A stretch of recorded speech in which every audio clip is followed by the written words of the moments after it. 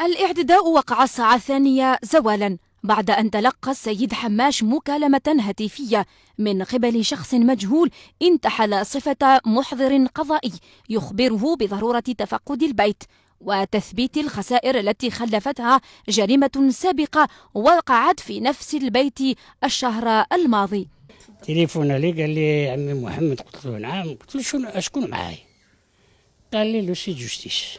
شويه هكا قال لي بون فوق ندير الاخر، تسمى جو في تيستي واش كسر هذاك اللي سرق الاول، واش كسر واش ما كسر. قلت له ها البيبان اللي كسر، ها واش دار، ها واش دار. كنا نمشيو نوري له. السيد حماش استقبل الجاني في بيته الذي تأكد بعد المعاينة أن الشيخ وزوجته العجوز وحيدين وفي البيت ما يمكن سرقته.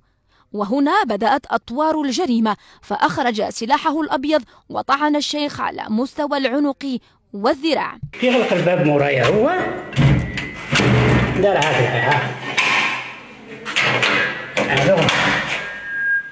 وبعد قال لي حط لي المسلان، قال لي اعطي المفتاح الصندوق. قلت له ما عنديش لا الصندوق لا والو.